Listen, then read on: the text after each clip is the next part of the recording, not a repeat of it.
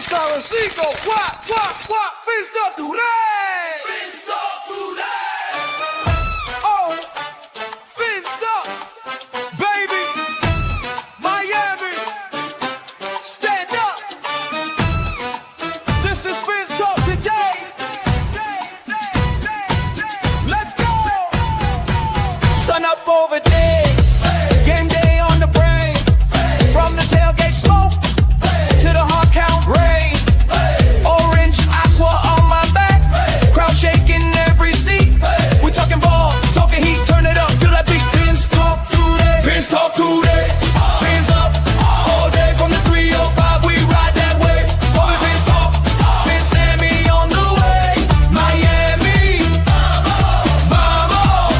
It's Fins talk today. Hey, hey, hey. It's Fins talk today. Who you reppin'? Who you riding? Miami. Who you riding? Dolphins. We break it down, break it live. Every snap, every drop. Hey, Fins talk today. Fins up all day from the 305. We ride that wave. Fins talk.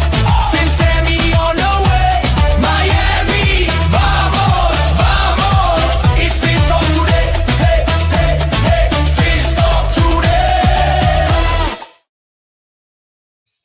All right. Happy Tuesday, Fin fam. Welcome to Fins Talk today here on Tuesday night, Fins TV Tuesday night. In the Fins TV spot, Fins Talk today with Fins TV President El Jefe, Fin Sammy in the house. I'm Bobby Fins Talk. My man, Sammy, how are you, brother? Is the podmaster Bobby Finto. Bobby, how you doing? We're feeling good. The owners meeting, though. Troy Aikman, 2 out the door, everything, a lot of things happening. So, even when he's there, people are complaining about the number, the jersey, and the uniform. We cannot get behind. Hopefully, DSG is going to make me feel better because some things we can never escape. So, we're going to talk about a lot of things this week. There's a lot to talk about as we get closer and closer to the draft. We are a few weeks away. We got Epic Mock this week, which is really cool, which the Fin Talk Draft Show will be live then for 2 days or 3 days. And so a lot to talk about there. Devon Achin, we're going to talk about Achin today as Miami Coach Halfley and John Eric Sullivan has said already that they want to extend Achin. They want him to be a part of the organization. They want to work out that deal, but Achin was not at voluntary camp today. Everyone else showed up, but he was absent, of course, wanting that new extension, big deal or not. We'll talk about that. Troy Aikman, made some interesting comments. Some people are in an uproar right now. Mike Florio of Pro Football Talk calling the league saying, hey, what is up? If we're going to give Tom Brady crap, are we not going to give Troy Aikman? Obviously, there's a conflict of interest. Is there really? We're going to talk about that. And what is going on with Stephen Ross, the owner of the Miami Dolphins? Has he officially taken a step back? Mike Florio, again, while talking about Troy Aikman, let out an interesting nugget about that. We're going to discuss that. And, of course, we have Broshmo joining us later on tonight to be this week's armchair GM to do his mock draft on the simulator. As we get the ball rolling here, again, you're watching Fins Talk today here on FTSN, sponsored by Caneswear. Just get all your Hurricane, the flagship show, sponsored by Caneswear. Get your Canes, Dolphins, Heat, Marlins, anything South Florida sports merchandise at Caneswear at 2655 South University Drive, or that's in Davie, Florida, or at caneswear.com. Right about Bobby. I want to explain what people wanted on Tuesday at 8 p.m., which is Fins TV's time slot. You have also been reporting this Thursday, right? Yeah, we got the Epic Mock Draft on FTSN, hosted by or ran by the Draft Professor. We've got 32 podcasters. There's many different podcasts that are going to be live during this mock draft. So it's not like we're running a simulator. It's not a simulator that's going down. We're going to have an Excel spreadsheet. It's a whole thing. And so first pick Mendoza, you'll see that name pop up. Then goes to pick 2. What happens with the Jets? There are people my inbox is flooded with draft trade requests. People are already communicating. They're reaching out to me. Hey, are you looking to trade up? Would you be interested in trading down?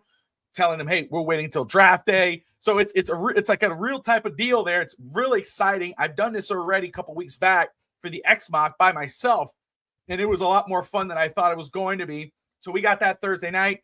Thursday night, we'll do in round 1. Friday night, we're doing rounds 2 and 3. And then Saturday, we'll wrap up 4 through 7, kind of like the real draft. And this week, I've been working. I finally got the episodes loaded. They're preloaded. And we, of course, for another year, more great draft coverage here on FTSN. All the FTSN, most of the FTSN crew. We'll have some guest appearances, some draft experts, all that. All 3 days of the draft, starting about 15, 20 minutes before the start of the draft.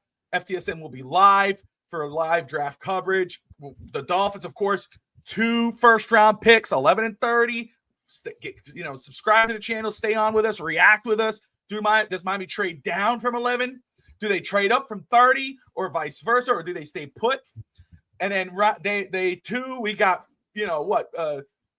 5 draft picks on that day with round 2 and then 4 third rounders. So there's a lot of noise. So make sure you do me a favor and subscribe to the channel so you're with us on draft weekend. Thursday, Friday, Saturday live. Awesome crew, awesome individuals. We'll have everybody from all the crazy personalities. Myself, you got Dahl, you got Finstanzi, you got Sammy, you got the Fins Talk Draft Show. You got everybody coming on. We're very excited, and it's everybody. So really, really excited. But anyway, man, what is up with this thing? Let me go ahead and pull this up here. There it is. Now it's gone. Getting to our first topic. Let me go ahead and pull that up there. I appreciate Dolphins Thirsty in the house. Great to see you. Adrian of the Rainy Day Podcast. Are people making any outrageous requests in Indians about trades? By how far are they willing to go? Nothing too crazy. Nothing too crazy. I do have one guy. Let me see if I could find it. There it is. The one who's running. What pick is that? That is. Oops, wrong one. The Cleveland Browns. The Cleveland Browns asked me to about if I was interested in trading up, and I told him I'm not interested in trading up at this moment in time. We'll see what happens on draft day, but I'm looking on trading down from 11, maybe trading up from 30. So we'll see how that goes. DSG, awesome to see you. Robert, Vinstanza in the house, Cat in the Hat. Hog Dog, great to see you. Everyone tuning in. Again, later on at 8:30, we will have I said the Fins Talk Draft Show crew. That groups in Josh Wingate and Coach Vogel. I did mention you. But anyway, all right. Troy Aikman. Sammy. Troy Aikman, of course, the news earlier in the offseason after Chris Greer and Mike McDaniel was let go. Aikman was hired to be a part of the search committee for John Eric Sullivan, or the GM. They bring in John Eric Sullivan, and he's a part of the committee with bringing in Coach Halfley. We find out that there's a lot more influence that he had over Miami than what was expected. Then it's saying, hey, he is a part of the organization. They're going to keep him on in some kind of role here. Like last week during the owners meeting, he spoke with one of the Cowboys podcast or radio and host, and was saying that, the Cowboys never took advantage of the knowledge that he had. And, Miami was smart enough to take, and I'm paraphrasing, smart enough to take advantage of the relationships and knowledge he has from around the league. And he's pulling for Miami. And so that caused a little bit of an uproar with some people around the league, and more notably, Mike Florio of Pro Football Talk, saying that, there's a big conflict of interest here, that Troy Aikman should not be allowed in any other buildings, that NFL needs to bring the hammer down. And same thing with Tom Brady. Brady now is kind of limited in some of the things he has to do, and they believe Troy Aikman should have the same limitations or more. What are your thoughts on Troy Aikman's relationship right now with the Miami Dolphins? And do you really believe that there's a conflict of interest? Do you remember before when they were looking for the GM and the coach, when some friends of us were saying that Troy Aikman was irrelevant, that didn't matter, and so many fans also saying that Troy Aikman would not bring anything to the table. Look at us now. Now it's a controversy with Troy Aikman. To be fair with Mike Florio, I had to be fair with him. He's been critical of the Tom Brady role with the Raiders. So Yes. I sometimes I think that I feel like we only raffle feathers because the Dolphins say somebody else don't care. With the rest of the league and with the rest of the pundits, probably, but Florio for sure has been critical of Brady role with the Raiders. So to be fair, so if anyone else on right now on ESPN starts bashing the Dolphins for that, now it's news because it's Troy Aikman's the Dolphins because they didn't do much they didn't say as much for Tom Brady and the Raiders.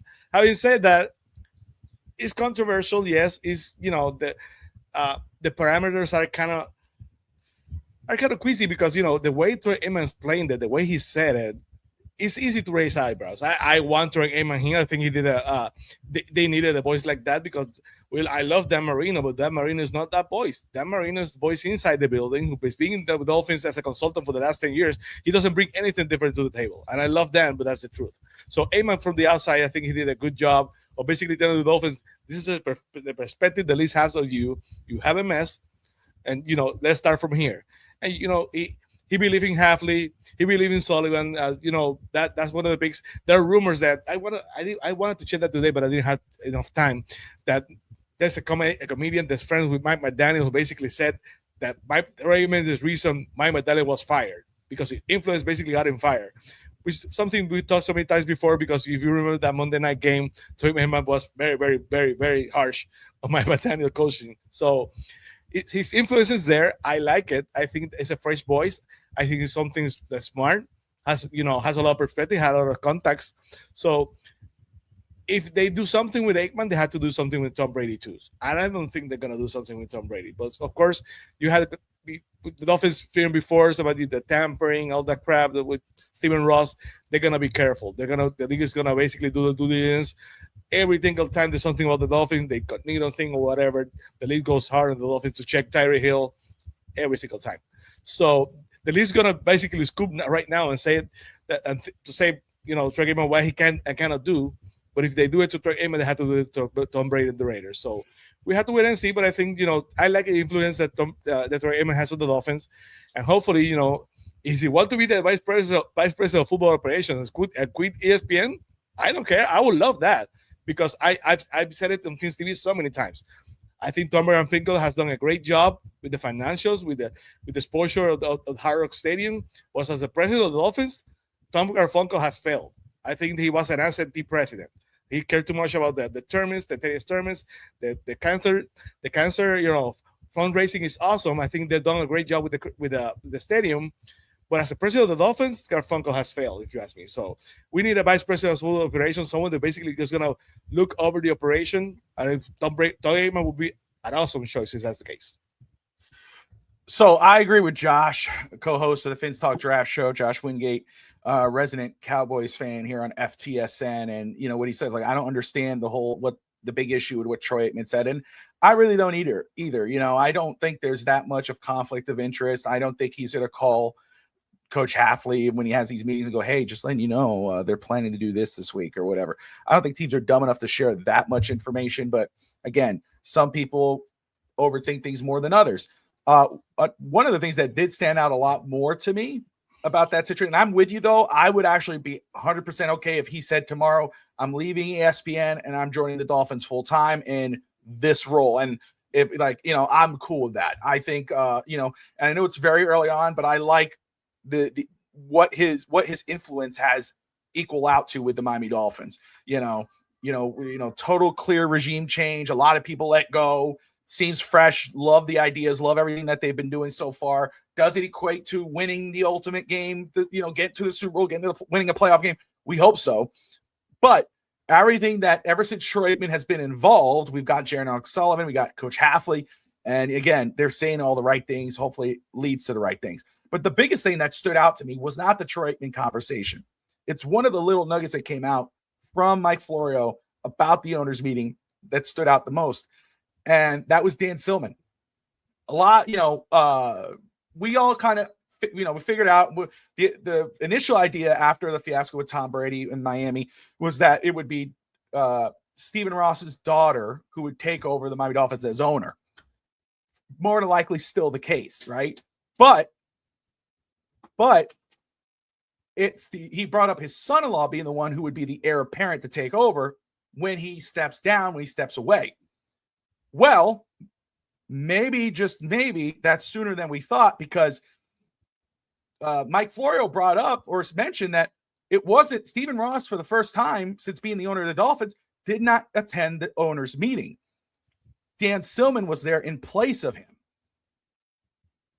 So obviously Dan Silman, very accomplished in his own career, very young guy, but again, America sports executive, film producer, CEO of Relevant, and a live soccer and media company. So, he's very accomplished in his own right, but has a lot of connections with a lot of different people around the league, around sports. He looks like he will be the one to take over, but is that sooner rather than later? What do you make of the news that Dan Silman was the one who was representing Miami Dolphins over Stephen Ross at the owners' meeting? Now, this is the one that I don't have an issue with, because right now Dan Silman, has been said that he's been in the room when they were deciding stuff during the early part of the year. So I'm not shocked. I'll be shocked if Stephen Ross is not in the war room come draft time. That will be the part I'll be shocked to. If Stephen Ross is not there in the war room this year, then it will be news for me. That would be something I really would raise my eyebrow and say, wow, they're doing something different. Stephen Ross has done some things. Of course, he sold 1% of the Dolphins and the whole conglomerate to the businessman in China. He's been moving. I don't know how much he's gonna be out. I know a lot of fans would like him to be completely out. I'm one of those who I don't believe that he should be completely out, because I think that he's done some good things. The investment, the renovation, putting his money, an order that basically puts everything into the product. The problem was being the continuity of doing wrong decisions, Tannenbaum and et cetera, et cetera, et cetera, et cetera. So I would be shocked if he's not there come draft time in the war room. Then I'll raise my eyebrow saying this is different. For now, for me, it's no news right now. Hey, let me just thank everybody watching right now. Robert Thomason, Ghost in the house, appreciate you. Co-host of the Dive Bar, Steve, co-host of Finn's TV, Finstanza, co-host of FTSN everywhere. Appreciate everybody. Josh Wingate, there's your shout out. Again, co-host of the Finns Talk Draft Show, Manzano, DSG, Scotty, great to see you in there. Everyone who's tuning in, appreciate you all watching. Forgive me, I've missed you, Cat in the Hat. Dad Dean, there you are. Good to see you, my man. So yeah, again, I like, again, where this is kind of going. I do believe Troy Aikman was a Dan Silman move. I believe Dan had a big influence on, hey, let's bring in Troy. I don't think Stephen Ross, because Stephen Ross doesn't have, again, it would be the same old, same old. Let me lean on my guys. Let me get somebody. Let's tag somebody from the Patriots. Let's go, whatever. He leaned on his son-in-law. His son-in-law obviously had some sort of connections. Obviously, he's worked with ESPN and said, let's bring in Troy Aikman. And Troy Aikman said, don't look here. We got to get rid of Mike McDaniel. Let's go ahead and get John Eric Sullivan. I really like him, even though they interviewed other guys. And Sullivan's like, let me go get Coach Halfley. And so far, this offseason, we've kind of seen the results of that. What does it lead to? All I know is that what it leads to eventually is Dan Silman as the president or owner of the team via his wife, and Troy Aikman may be involved with John Eric Sullivan and Coach Halfley. God willing, they survive their term and have success. So I like it. Again, we have Broshmo joining us in just a few minutes. Let's talk about the draft, because we're going to get ready to the mock draft. Offensive line. One thing, again, we talked about this over and over again, and we'll continue to as we get to the draft and through the draft, is competition, competition, competition. I see so much that when we're doing these mock drafts or we're talking about the draft, whether it's on the show or through social media, everyone says, we don't need this one position because we have this one guy. But the Dolphins keep banging the table and saying, we're going to put competition in the room. Well, recently, it's been said out loud by Miami, and the ones who are running, is that there was going to be competition in the offensive line. Austin Jackson is not guaranteed a starting role. I think the only two would be Patrick Paul and Aaron Brewer. They want to get an extension with Aaron Brewer and Devon Achane. Those two are the only ones that are guaranteed a spot or a starting role. Jonas Salvanea, he's 1 year in, but he has to earn his starting role. We know we have an issue at right guard. We need to bring someone in. So that's 2 guards, 1 to compete, 1 to start, maybe 1 behind that as well, and then right tackle. I have to ask you this. We've seen enough mocks. We see everybody. I've done enough mocks. I'm going to ask you, though, because I think I know the answer. At least I don't know. It depends on how good they do and can they actually live up to their scouting grade or whatever. Do you believe Miami right now should, in this next draft, dedicate a lot of their value possibly into maybe 3 picks, 4 picks, whatever, 3 picks to the offensive line? Could they get this offensive line fixed in this draft? Not completely, not to the status of a consistent Pro Bowl team offensive line, but they have to start this year for sure. They have to find a way. Austin Jackson is basically a 1-year deal. The right guy right now, is a journeyman at password, so he's probably not going to be here the year after. Patrick Paul, steady. They have to extend Aaron Brewer. So right now they have to invest on the offensive line. And I think the Packers usually do invest in the offensive line. If there's a weak point of a lot of weak points Chris Greer had, is the offensive line. He could not get the offensive line right. He did the right thing with Patrick Paul, Laramie Tunsil, yes. And, signing Aaron Brewer, yes. But, Savanea, Eichenberg, and so many others that basically failed as draft picks for the Dolphins. The draft picks, the Dolphins even had to invest in moving. Robert Hunt did a great job, but when it come time to, to extend it, they waited too long, and he was overpaid by the Panthers. So this being a weak spot for the Dolphins drafting players in the defensive line, being good, and if they're good, they're out, and if not, they basically fail. So Savanea, there's still a jury's out. We have to wait and see. He has 1 more year, but they have to invest. They have to invest probably those 100 picks they have probably twice. I will do it twice. I think they will go, second round, maybe even first if possible for defensive line, and then one of the thirds has to be offensive lineman, because if Malik Willis is going to have a chance to survive, he needs to be protected, because he's going to start running every single time. You want him to develop it as a passing quarterback, which it's not being his forte. He did a great job with the Packers, but he had time to throw the ball. So if that doesn't happen here, he's going to start running, and that's not what you want. You want to continue development as the passer, and that's not going to happen if you have a good offensive line. So they should go twice at least in top 100 with offensive line, but we'll have to wait and see. We'll definitely have to wait and see. I will say, of course, there's a lot of good talent at the top of that draft, but there's also some good talent later on as well. A lot of what we call girth, as everybody loves to hear, girth. There's a lot of girth in this draft. That's the word. That's the word for the offensive line. That's what we need back there, or in front of us there for the quarterback. I agree. I think there's I don't know if it's complete, because we got to see how they do within a year in, but I think that this would be a great start to start addressing that offensive line and finally saying, hey, we got a good line here. Quickly get through this. Devon Achane, right? We all know he wants a new deal. A lot of people, there are some people in the Dolphins fan base that keep throwing his name out in trades. I'm not one of them. I want him to stay. I do say, though, if they can't get a deal done before the trade deadline and there's a chance that he could leave, maybe that's when you explore it. But other than that, I will not touch him. I'm trying to work out a deal up until that point. Right now, it's voluntary off-season workouts. He didn't come. I don't think it's a big deal. What do you say? I expected him to not to show up. It would be foolish of him with his presentation, basically saying, "Go there, show good faith." Good faith for what? It's a business. That he will not start training camp with not a new deal. What will happen if so many players, he goes to training camp and he gets an injury. It happened to Teddy Bridgewater. It happens to so many others that had injuries. Chris Long had an injury during preseason, and he was never the same.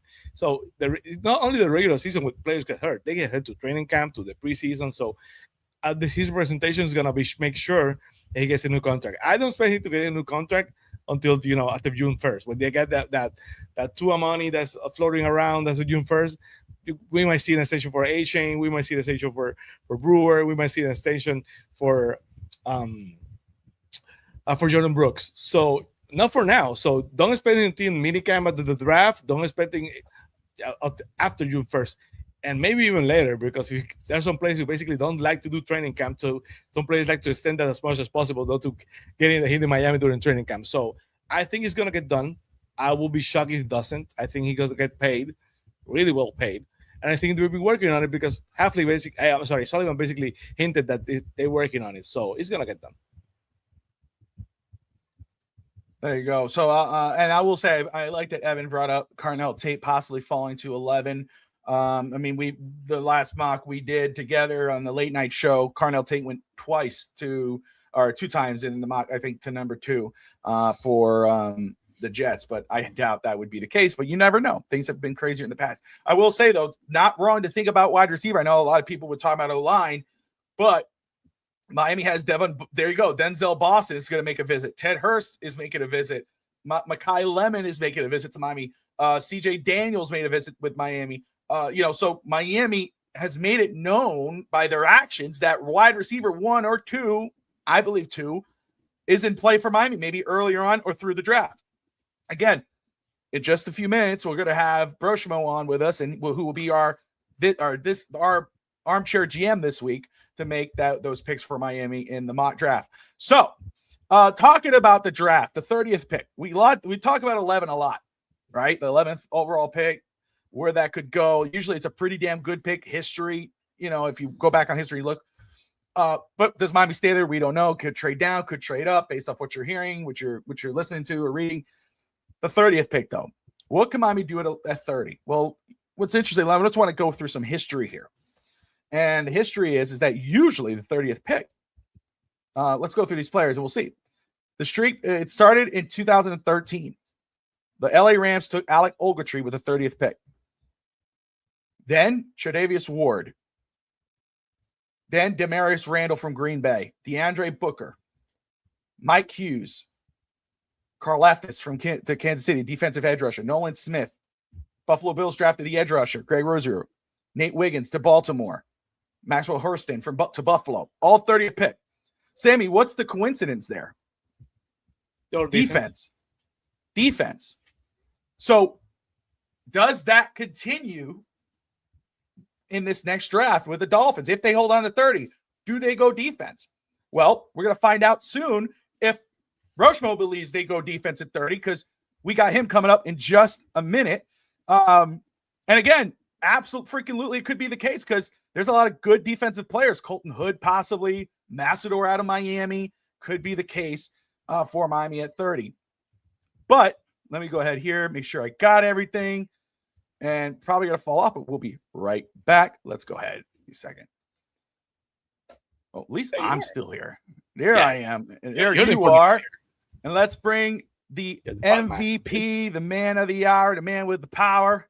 The man with the power. There he is. There's our GM for the week. Broshmo, how you doing, brother? Hey, not half bad. Hey, GM for the week, probably better than the near 2 decades of Chris Greer. Can't deny that. No lying there, bro. I was telling Bobby before we reached out to you. I've been a long fan of yours. You do such a great job on YouTube. You know how you have a huge following, over 55,000 followers on YouTube. You do a great job, and you're so entertaining. But now you're on the spot. You're in the hot seat. You're not here at the flagship mock draft. So you have to hit, baby. It's a certain. I'm confident you can do it, baby. But you're in the hot seat now. I'm a father of 3, soon to be 4. I'm constantly on the hot seat. See, Bobby too, right? I know the feeling, my man. I know the feeling. 2 girls and a boy chasing one and getting hit by the other, so it's all good. But hey, listen. Obviously, we're going to be mocking for the Dolphins, so we're going to get into that. But I want to ask you, what are your thoughts on Miami with the new regime in place, new coach, how they're doing this offseason? What are your early thoughts on them so far? I personally going in, I'm just of the mind of getting a offensive minded offensive minded head coach, just because typically when you hit on a good OC, then they go leave. If I were going to pick a defensive guy, Halfley would be the guy. So I was happy enough with that. Slowick, I thought, kind of got a bad rep in Houston, but I like his system. It's not too far derived from McDaniel, and McDaniel kind of got a Ross shake of things. I think he's going to do a better job ahead with his second tenure as a head coach somewhere down the line. But I like what we did. I was sad about Waddle, very sad, super sad, like the most sad. And I'm just sitting here like, if we're going to move on from Waddle, why not HN, right? Run it. Like we're really going to give him a lot of money.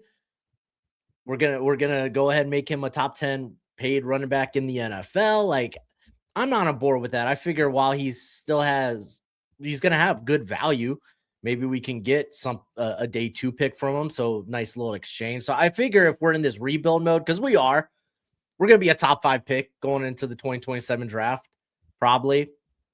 I figure why not just go ahead and continue to blow it all up? Interesting. And we've had that debate. I'm on the opposite side of that argument. I was just saying earlier about where I think, again, because he's in a prime, Waddle's keen to be dropping off a little bit. H&'s still looking real. I get it because, again, the value is higher. I don't know if you get a better trade offer than you get for Waddle, just because a lot of people view him as just a running back for H&. Now, again, you can include players in this mock draft, by the way, even though I might have to look away if you do want to try to do Devon H&, or we could keep H&, and kind of roll out. But I have to ask you, so we got the 11th pick here. We got 2 picks in the first round. Get to the 11th pick. I know you do a lot of work on the draft, and obviously, I'm the Dolphin fan. We'll look at trades if you're interested in doing that. But who are your top 3 players? Like, if as this goes, like you're like, man, I hope one of these 3 guys are at Miami's pick at 11. For me, I want the Dolphins to go best player available. The only positions we shouldn't be touching, running back, because I just assume we're going to keep H&. He's going to be part of the long-term plans. And quarterback. Quarterback, I think we give Malik Willis his shot, which how unfair it may be. He's still going to get his shot. And then we could go quarterback diving in 2027. So I'm going to leave those positions alone. I think Caleb Downs, I know he's a top 3 prospect in this class. Real easy, but safety can fall. We saw Kyle Hamilton fall to 14. So if he's around, I think that's kind of a no-brainer.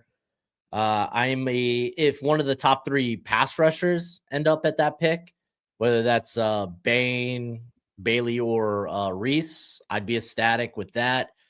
Or even I'm a Mekhi Lemon guy. I'm a mark for Lemon. If he's around, I'd be down.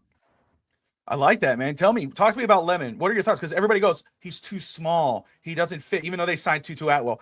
Talk to me about why you love Lemon. Yeah, I'm all about wide receivers that can create after the catch, guys that can be playmakers with the ball in their hands. He is that. He had a ton of forced missed tackles last season, but he might not be fast for a smaller wide receiver, but he's got that dog in him. He's still got the twitch and the quicks. He's a good route runner, but he's got that Steve Smith in him where he'll climb the ladder, he'll contest the catch point, and more times than not, he's going to win that too. At least that's what he did last year. That's why he won the Blitnikoff in college football last season. He is, to me, a lot of people throw the Amon-Ra St. Brown comp. I think there's also some JSN in him. Again, comps kind of a tricky thing. It's not a apples to apples comparison, but that's kind of the path you want him to take. I like it, man. I like it. I'm with you. With comps, I get a little iffy when because people think, oh, he's going to be just like him, and he's not, and they get mad and disappointed. But it's like, no, he plays like it. He plays, because that's one thing. I was like, yeah, he's not the tallest or the fastest, but he plays hard. I think he's the best player I like with yak, and yards after the catch. So I really do like Mekhi Lemon, and I wouldn't hate it. Obviously, Miami's showing a lot of interest at wide receiver. They got Denzel Boston coming in, Ted Hurst out of Georgia State, Mekhi Lemon being another, CJ Daniels. So Miami's showing a lot of interest at wide receiver. So we'll see how this plays out. But I like it. Ruben Bain, Bailey, Reese. What's your thoughts on offensive line, though? Are you looking at 11 at offensive line at all? Or are you like, no, I'm gonna worry about that with the rounds 2, 3? I guess if there is a lineman available there, then that's kind of our right guard spot for next year, and then we get off of Austin Jackson ideally, or he gets hurt. But I'd be okay with that as well. Like I said, best player available. If it happens to be CC or Fano, then that's okay too. There you go. There you go. Well, let's roll. Let's see what happens at 11 here, and we'll roll out. And there you go. See, Evan, Finn stands in the comments. Carnell take goes to the Jets again. I don't know what's up with the similarity. It keeps happening. I don't think that would happen. I mean, but it is the Jets, but still, I don't know. But there you go. You got Caleb Downs, Mansour Delane, Fanu, Lemon still on the board, McCoy, Sadiq. Broshmo, you're looking at this. Like, are you like, hey, it's Downs right now? I'm not even talking about trade, or would you be interested in looking at a trade?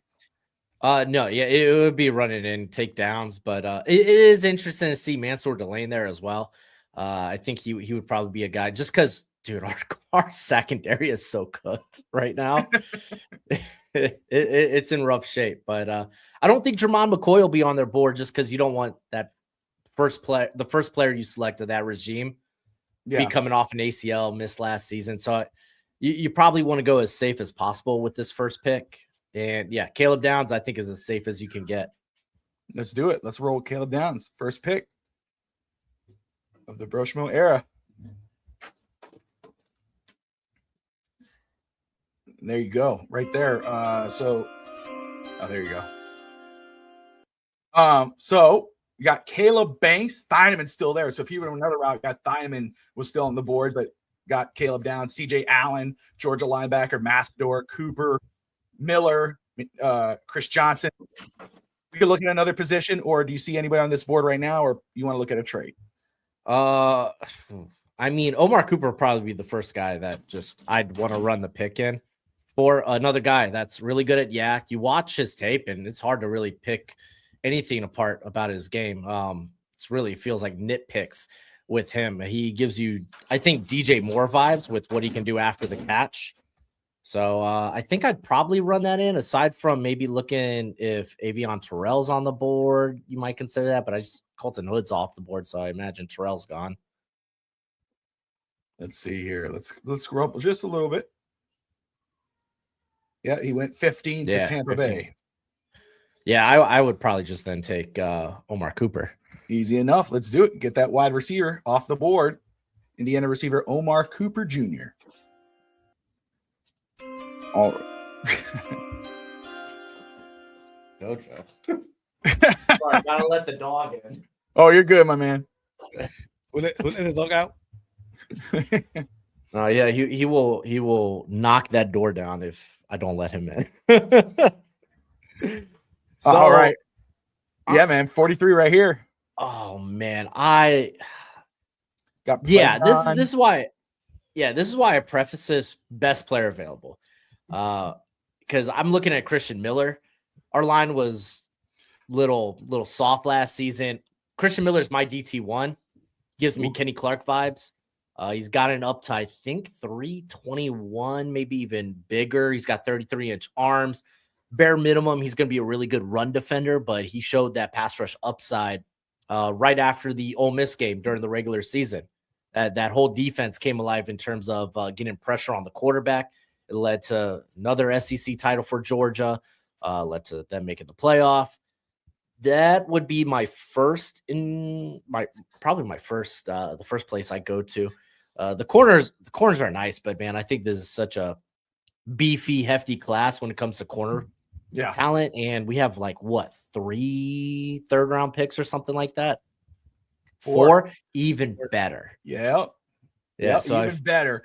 And I will say, point of order, Kristen Miller is actually visiting Miami in a top 30 visit. So this could actually come into play here. So, is this your pick?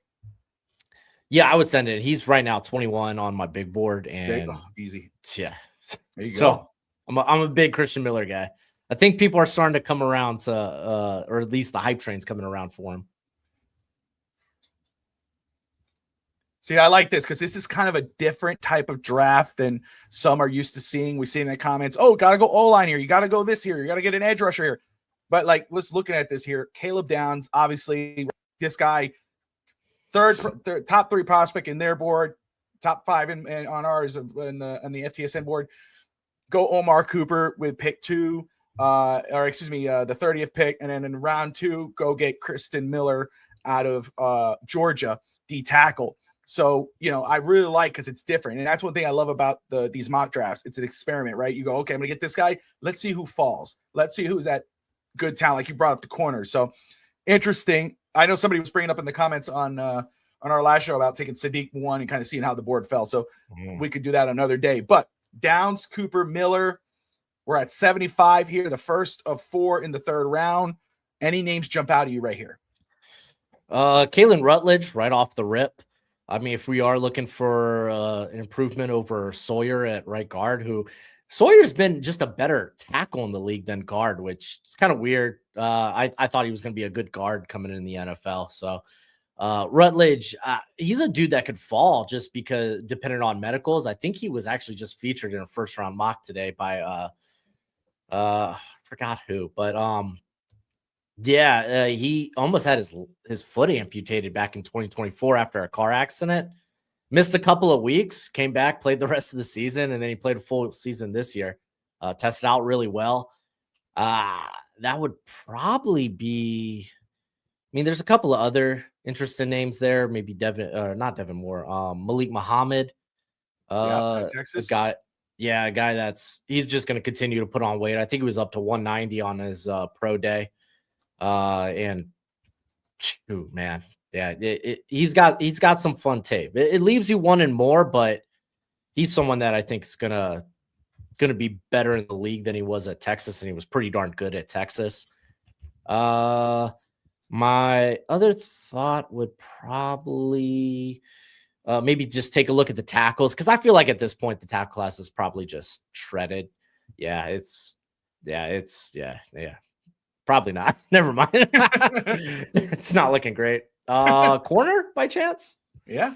Let's take a look at everyone available. And this is what I mean. Man, there's so much good talent. I'm a big Charles Demons guy from Stephen F. Austin.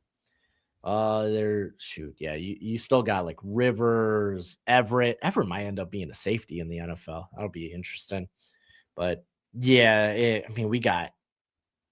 we got 4 third-round picks. Yeah, just take Kalen Rutledge. He's someone that's, I think, just on the outside of my top 50. So I'd be feeling really good about those picks. And you got Devin Moore, just came off the board there at 86. Muhammad at the top of the board. Neal there as well. Barber coming in. Logan Jones at center. Chandler Rivers at 95. He's still there. So let's see here. Yep, Robert agrees with Rutledge being the pick. There you go. Thirsty thinks Rutledge would go at the top at the end of round 1, possibly. There you go.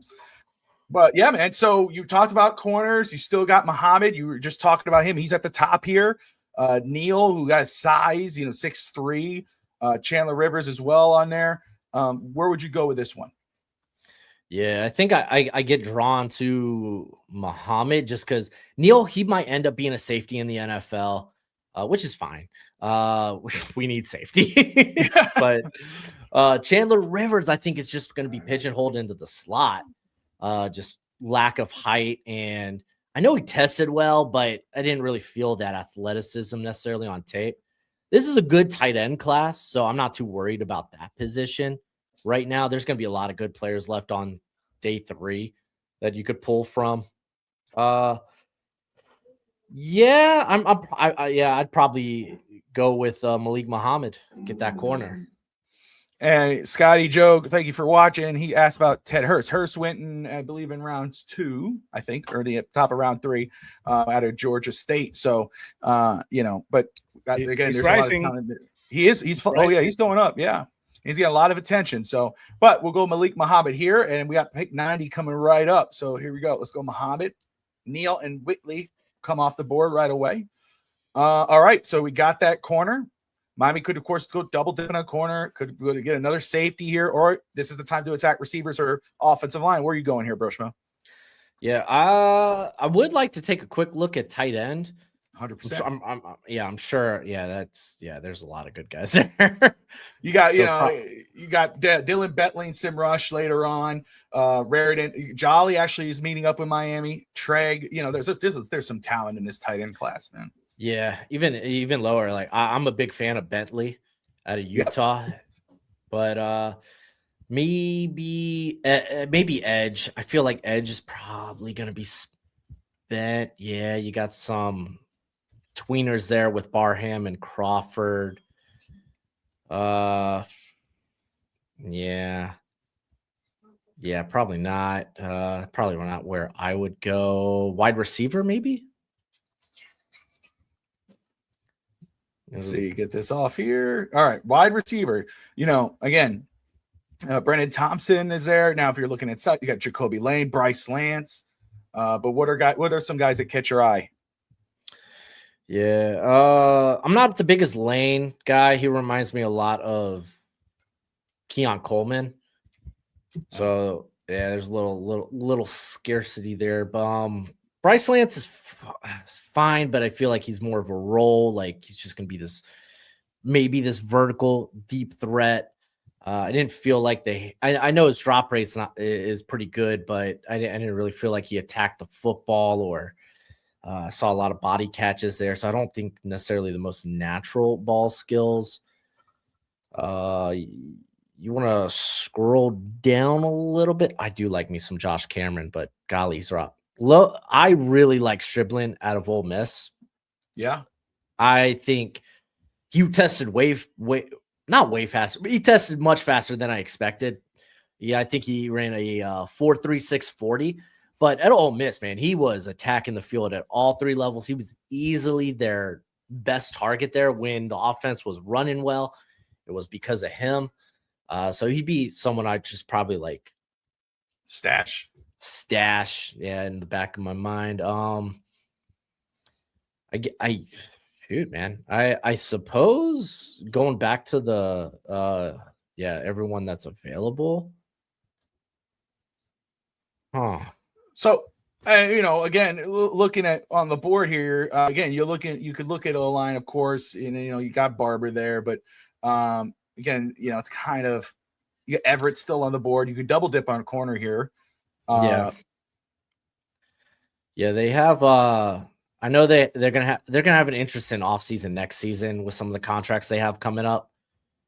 Which typically, I mean, you're here at this spot in the draft, you kind of want to, I guess, start looking there because Jordan Brooks is a free agent. I think Brewer's a free agent as well.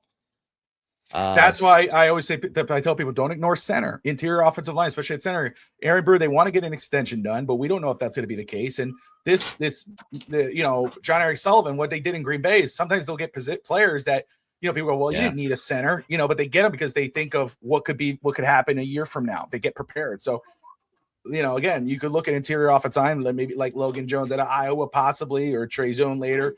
I don't think that would be a wrong move there either. Yeah, I think guys like Zune and Brian Parker that have that position versatility, they can play multiple spots, are probably probably guys that we probably would want to snag. I am curious about linebacker, though.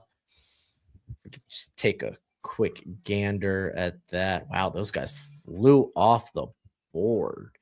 I do like Bryce Betcher. I think he probably ends up a day 3 player. But he was just someone that was all over the field, found the football, racked up tackles.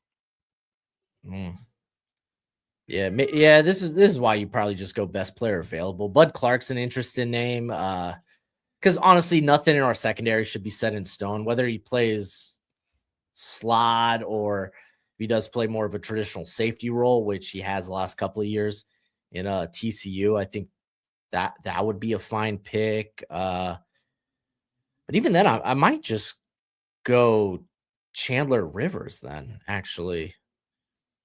Man, drafting's tough. The draft is difficult. Actually, I might pivot from that. All right. Yeah, and I know with Hafley, he wants physical corners, not necessarily big, but physical. So I don't think he'd be scared off by Chandler Rivers' size. Saying that out loud. Yeah. I'm starting to lean back with just going edge here and take either Barham or Crawford. I lean Barham. I just think the ceiling's it's not necessarily true. The ceiling's necessarily higher. It's just he's just started playing edge this year. He's been an off-ball linebacker, so he could end up being a linebacker for us.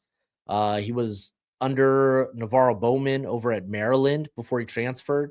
So, and Bowman was talking about, man, this guy, there's a shot he could be a really good edge player at some point. Crawford just started playing football his senior year of high school. He does, man, Auburn, the way they used him, he would drop back into coverage. It almost felt regularly. I would probably lean Barham, though. I like Barham quite a bit.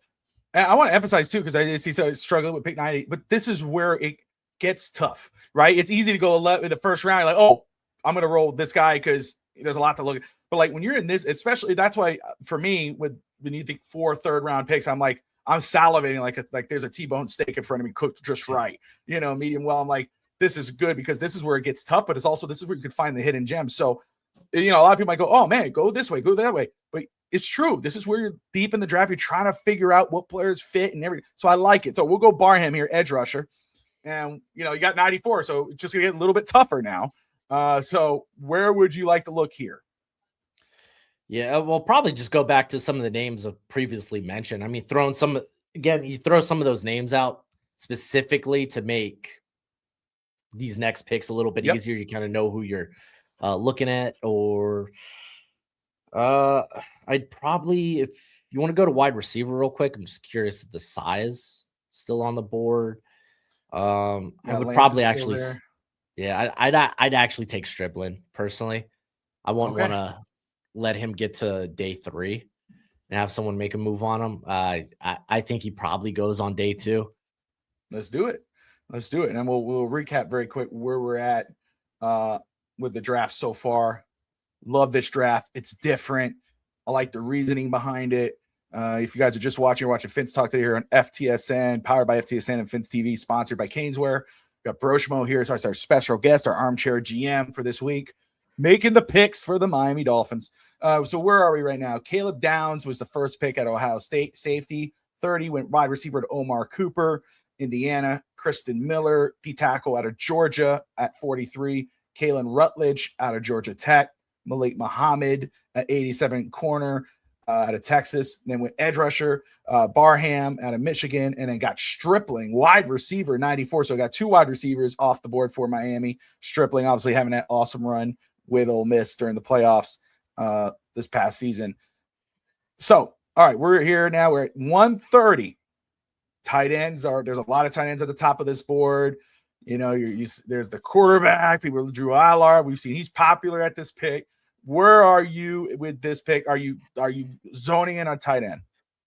Yeah, 100%. Eli Raridan's really nice. Oscar Delp's really nice. You're going to get more of a traditional build with Eli Raridan, so that possibility of just being able to consistently play in line. But that's not to say Delp wasn't a bad blocker. You could say he was Georgia's best blocking tight end. That's the guy that they put on the field consistently to go do that. I always thought he was going to pop off.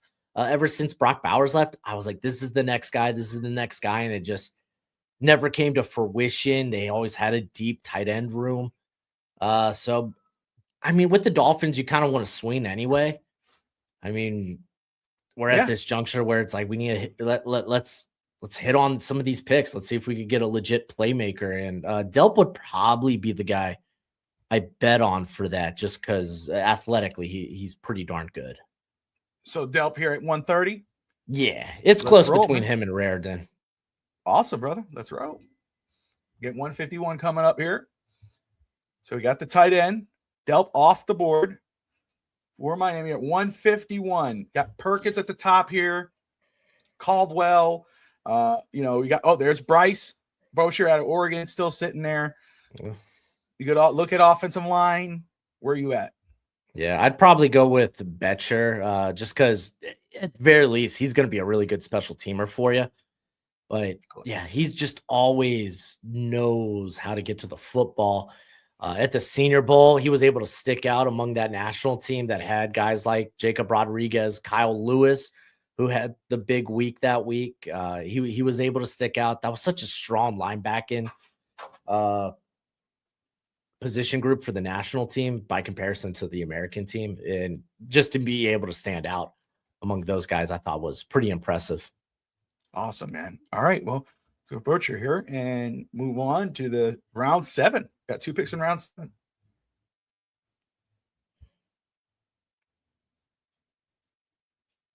Yeah, no, I'd be firmly, if I'm the Dolphins, you don't even think about quarterback this year.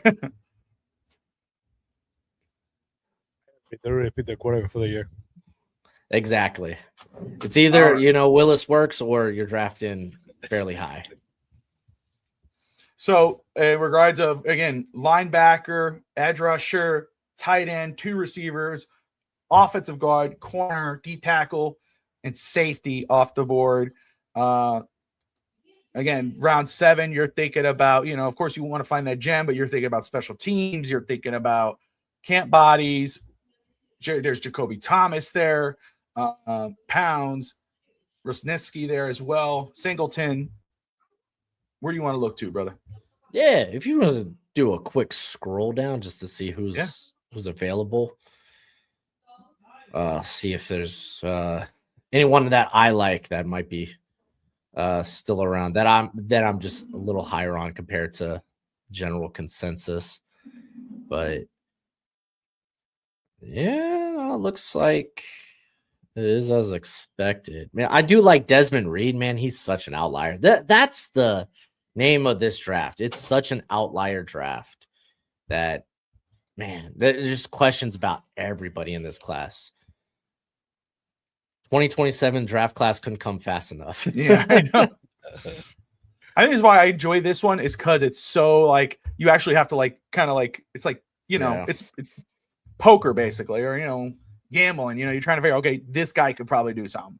Next year we know there are guys they're like, oh, that guy for sure. But this year's like, But you got Desmond Reed, you brought up Tristan Lee there out of Clemson. You got Ernest Cooper. I'm a Miami fan all the way through, so I think anything Miami. He's got that girth. That's some Broshmo. That talk about size with 6'6", 334. You know what I'm saying? We need to get that girth on the line. So, but is it possibly Desmond Reed, or do you look at someone maybe who's a possible returner? I don't know if he's still there. The kid out of LSU. I don't think he is.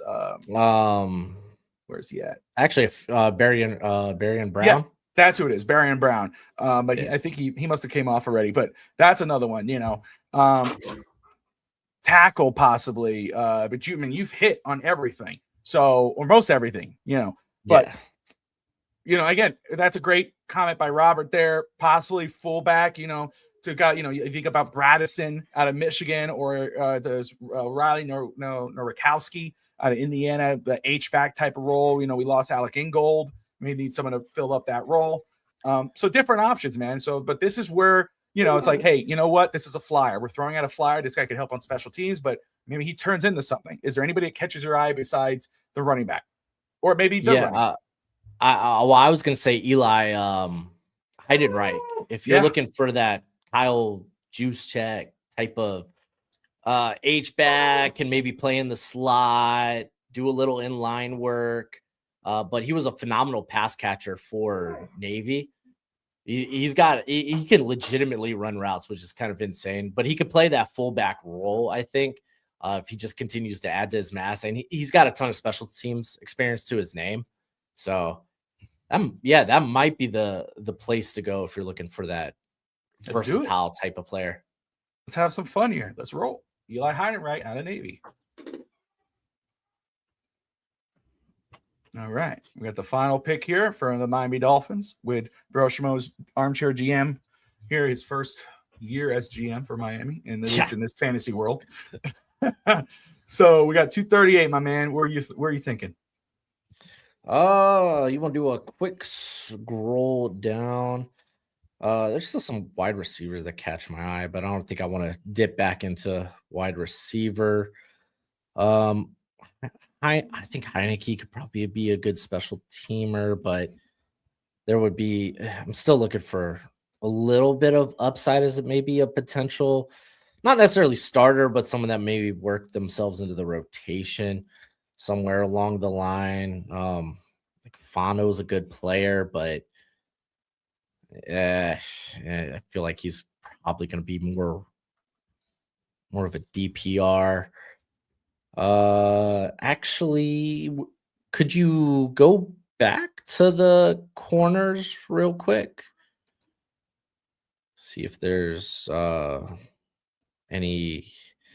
Sire Wright's kind of interesting just because I think he probably ends up in the slot, but he's got a good frame. Safety, can you go to safety real quick? A lot of good players there, actually. Yeah, there's still some decent. Again, Singleton, Wisnowski still there.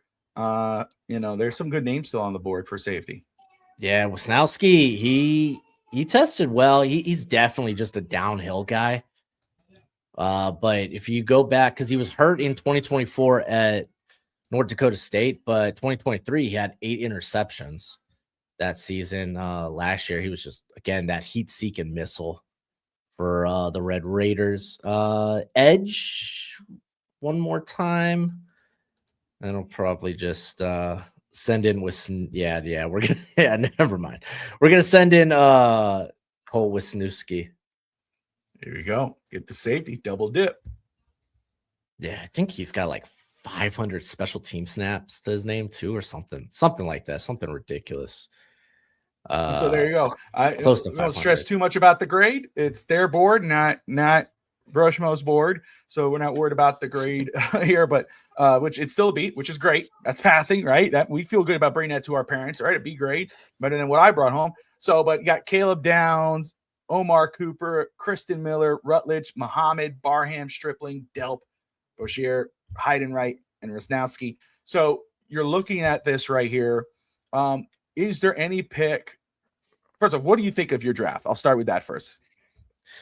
I like the first 5 picks a lot because I think you've probably got at least 4 starters there. Kind of depends on Rutledge or Muhammad if they could maybe step up early. Barham, kind of a dart throw. Where does he end up? Like linebacker, edge. I think that's the pick.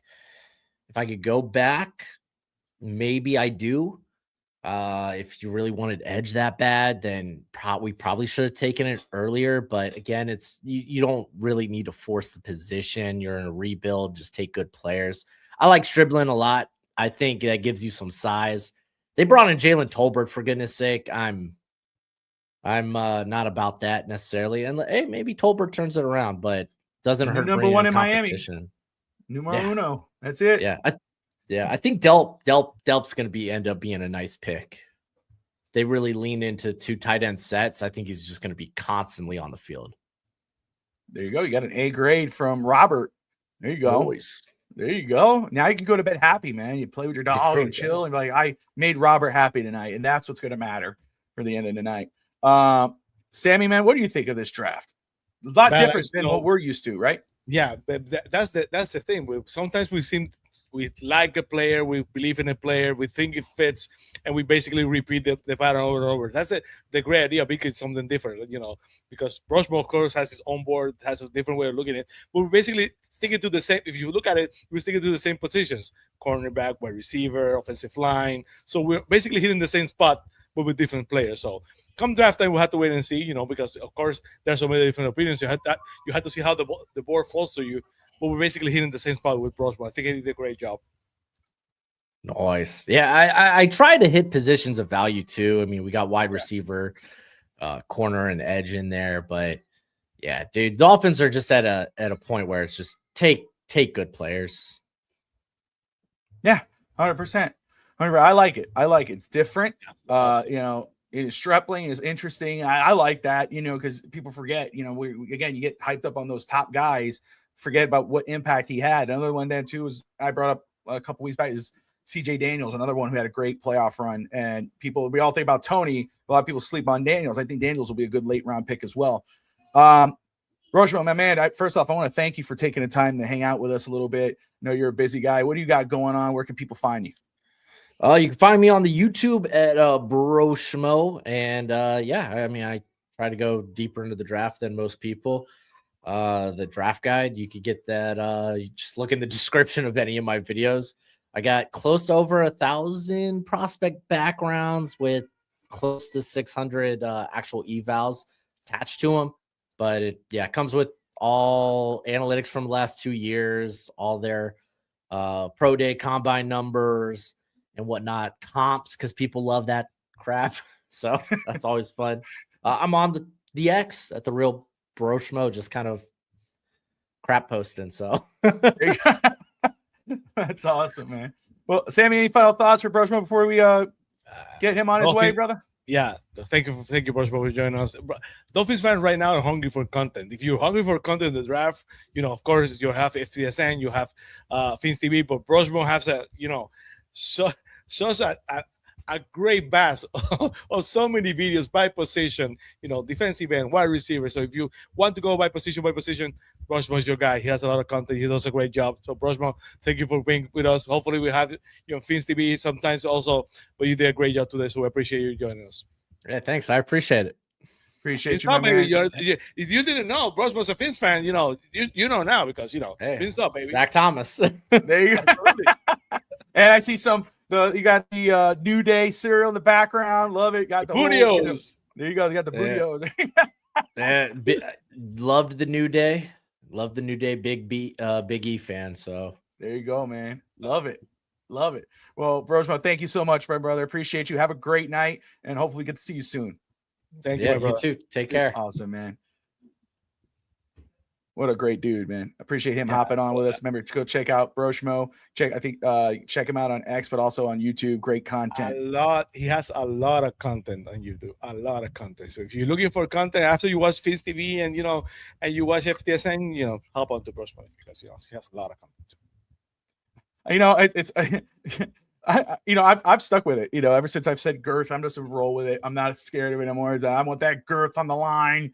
You get that size, But it was really cool, man. A lot of great people on today with us. Scotty Joe, Idleman, of course, Robert, Rob, Dolphins Thirsty, Hog Dog in the house.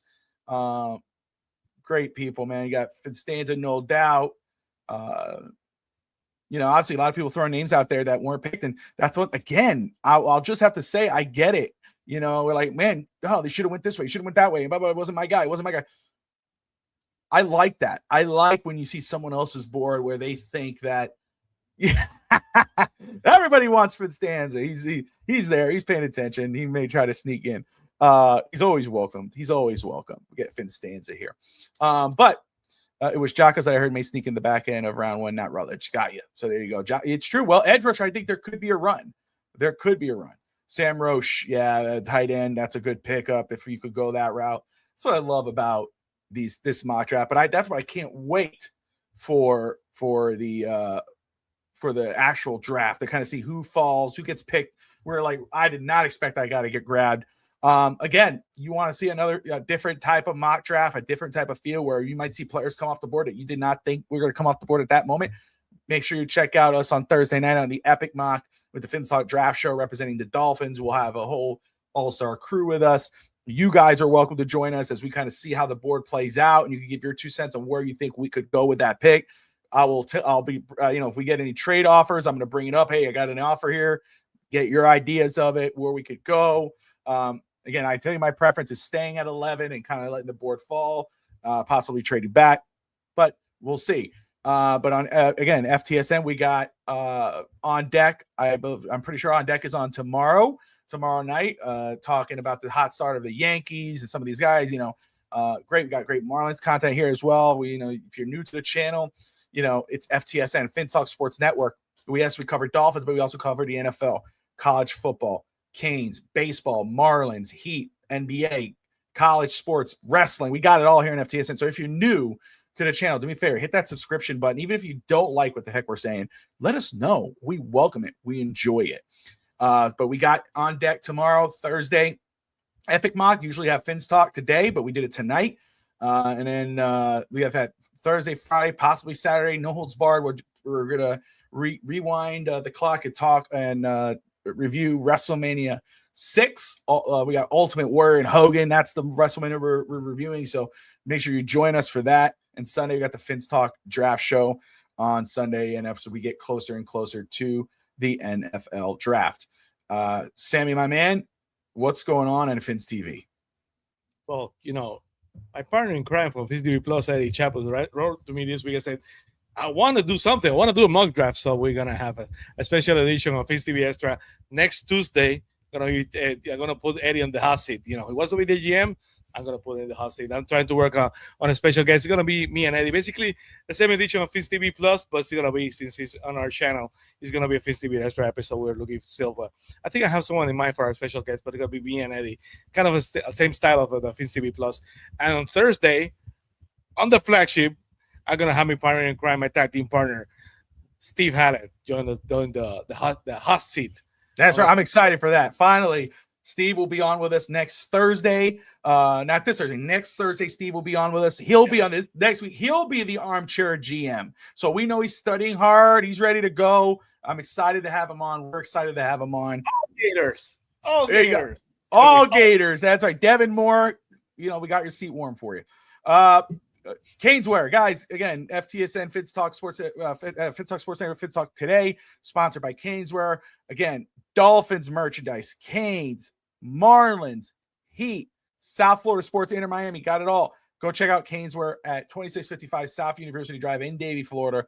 Or if you're anywhere other than Florida, or especially South Florida, if you're in Puerto Rico, if you're in Delaware, if you're in Texas, you're in Tennessee, if you're in Canada, if you're anywhere other than Florida, go to caneswear.com. Great gear, great merch, great prices, great team. Go check them out. Again, Dolphin fans, we appreciate you. Everyone who's watching right now, if you're new to the channel, if you love sports, if you love the Dolphins, if you love, do me a favor, hit that subscribe button.